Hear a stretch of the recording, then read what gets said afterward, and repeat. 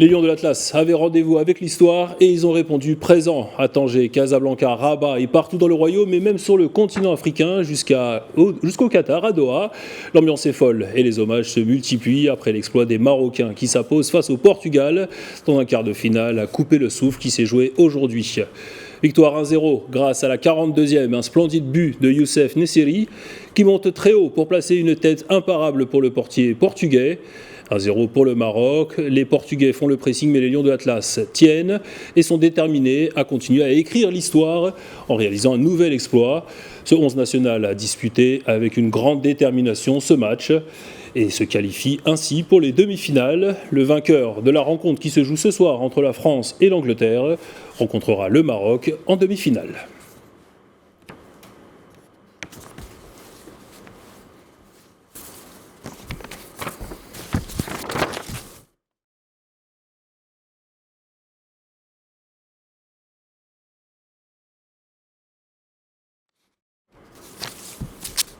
Et pour en parler, nous allons en direction Rabat avec Abdelbassad Al-Jaoui, professeur en management. Bonsoir. Bonsoir. Alors on imagine que l'ambiance est exceptionnelle à Rabat, comme partout dans le royaume. Quelles sont vos premières émotions, j'ai envie de dire, après ce résultat exceptionnel qui emmène les Lions de l'Atlas en demi-finale?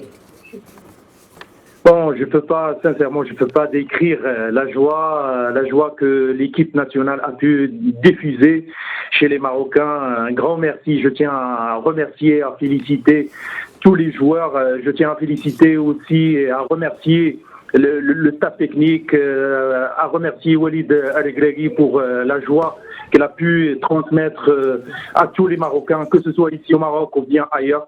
Donc, ce qu'on est en train de vivre, c'est vraiment exceptionnel, c'est inédit, c'est vraiment un exploit sur lequel on doit capitaliser et ça ne doit pas rester un rêve. Pourquoi pas chaque Coupe du Monde jouer les quarts de finale, jouer les demi-finales et pourquoi pas remporter la Coupe. Parce que l'impossible n'est pas marocain. On espère, évidemment. Mais cette demi-finale, déjà, c'est vraiment exceptionnel et on peut dire que c'est vraiment un travail de longue haleine. Est-ce qu'on est surpris quelque part de cette victoire marocaine? Alors, c'est exceptionnel, c'est un exploit, c'est évident. Mais d'un point de vue purement sportif, quand on voit la série de matchs d'invaincus, d'invincibilité réalisée par les hommes de Walid Regragui, quand on voit cette tactique mise en place, quand on voit cette cohérence dans le jeu depuis plusieurs matchs, même dans les matchs de préparation, avant le début de la compétition, est-ce qu'on peut finalement décrire ça comme une surprise? Exploit, oui, mais surprise. Qu'en pensez-vous? Sincèrement, j'avais un passage hier au niveau de Midi 1 TV dans l'émission Question d'actu avec Madame Ehsan Khadija, et lorsqu'il m'a posé la question quels sont vos pronostics, j'ai dit 1-0, un but de série. Et vous avez bien sûr l'enregistrement. Donc pour vous dire que je ne suis pas surpris. Pourquoi? Parce que j'étais sur place. Moi, j'ai assisté au Qatar les 3 premiers matchs du premier tour. Et sincèrement, j'étais vraiment, j'avais toute la confiance bien sûr, sur l'équipe, dans cette équipe nationale, dans Walid El-Regragui, parce que Walid, il a essayé bien sûr d'imprégner cette grinta, cette rage de vaincre, cette notion de famille dans l'équipe nationale, dans un laps de temps. Imaginez un sélectionneur national qui prend l'équipe nationale au bout de 2 mois, même pas 2 mois, dans 2-3 matchs préparatifs, il a su imprégner cette grinta, cette motivation, cette notion de famille, et aussi il a su véhiculer des valeurs, bien sûr des valeurs, on peut dire très sollicitées comme Nia, comme Abdel Walidine, comme aussi la confiance en soi.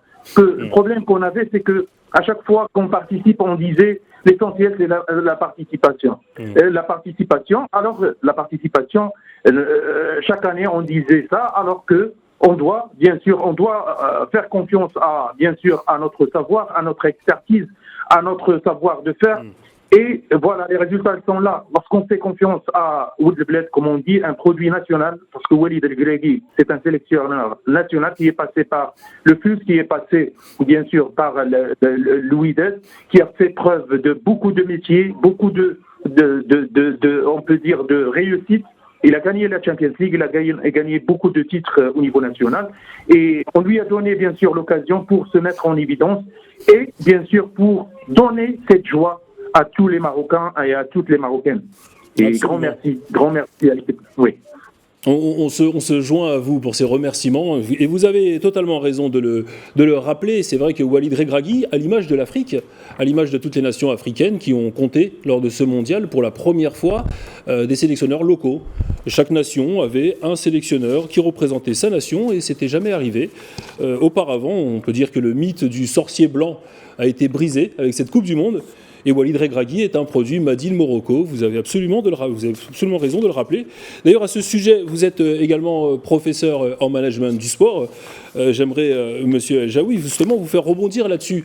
Une victoire à cette échelle, une victoire nationale, crée un engouement, crée un enthousiasme qu'on rarement retrouve dans d'autres situations. Est-ce que vous pensez que ça peut amener encore d'autres exploits par la suite, non seulement dans le football, mais également dans le sport et peut-être même à l'échelle de la société ? On sait par exemple qu'un exploit sportif a de très bonnes répercussions économiques sur la société. Oui, c'est tout à fait normal. Quand on voit cet effet magique du ballon rond pas seulement sur le football, sur le sport, mais sur la société, même sur l'économie, sur tous les aspects de la vie.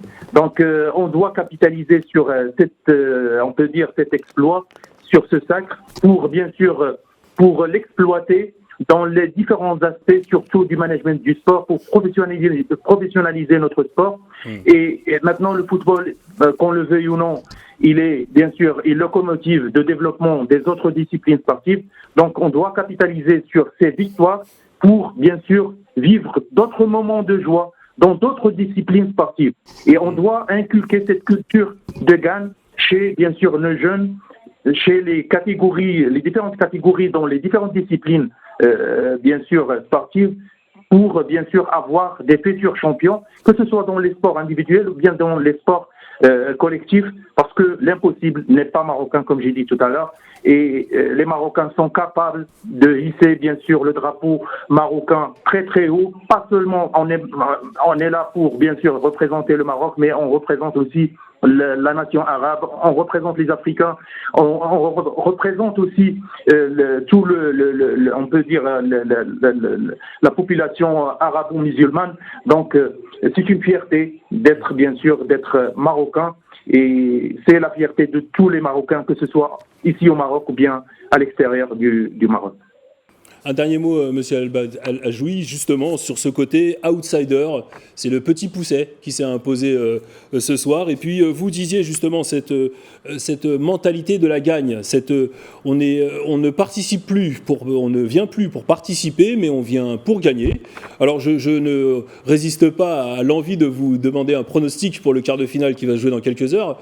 Vous nous avez donné un bon pronostic pour ce quart de finale entre le Maroc et le Portugal. Est-ce que vous pensez que les Marocains retrouveront les Français en demi-finale, ou ce seront les Anglais ?